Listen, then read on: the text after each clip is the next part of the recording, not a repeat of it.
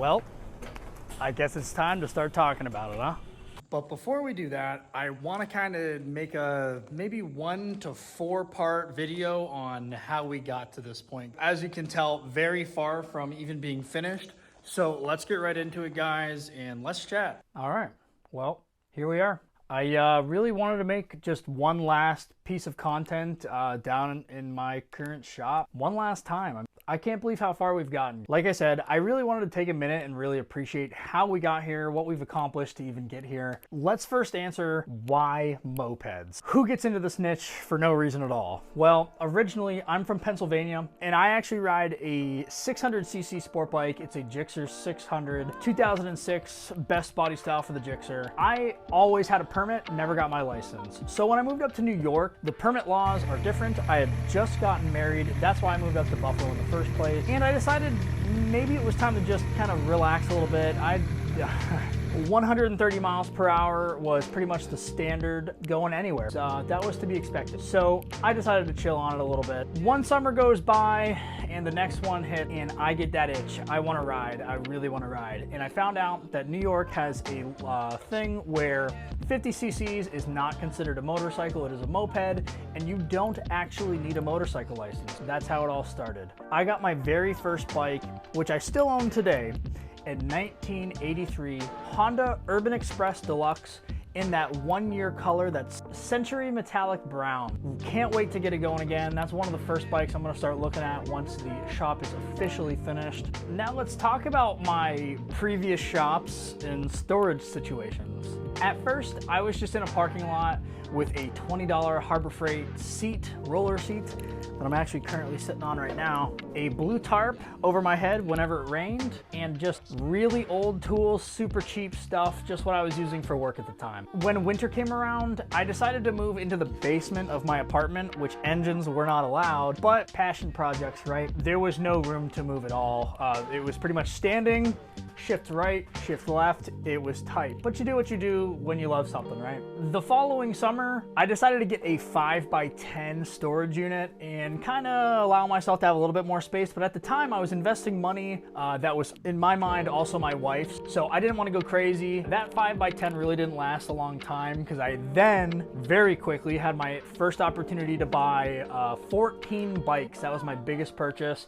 I think I spent like $650 for the whole thing. A lot of Vespas, a couple of Puch. I moved those into a 10x10 storage unit, instantly got filled up. That summer was filled with so many memories that I got to spend with my wife. Cleaning, fixing, repairing, getting them running and selling them, making money, and just buying more bikes, just investing it into the business or the hobby. Yeah, that was a really fun summer. I loved that summer. That was really when I decided that, okay, I'm investing in mopeds. I'm investing space, time, effort, money.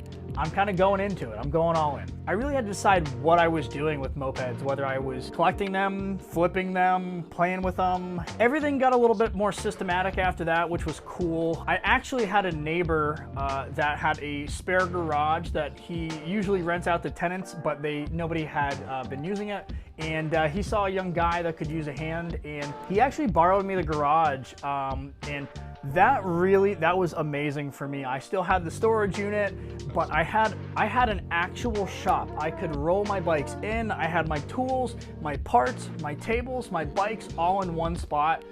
That was really game-changing for me, and unfortunately that guy has passed, but I am thankful for him every single day when I come see my mopeds. Like, I just know that it all really was able to continue to just grow due to that guy being hospitable and just seeing a guy needing some help. Then the spring after that next winter, my wife and I bought our first house, and we bought it without a garage, knowing we'd have to build one eventually. I'm a dreamer, and I could already envision exactly what we just built. We had a small 10x16 shed. I built 2 bunk beds on either side with room for working in the middle and just storing more bikes. That was cool. I really enjoyed having that. And from there, I needed a spot to work, and I wasn't gonna work outside, and I wasn't gonna work in the shed. So I'm in the basement of my house, guys. This is the basement of my house. I just kind of made this work. I took a couple of times to really figure out how I wanted to do the layout. Everything everything came out exactly the way I liked it, and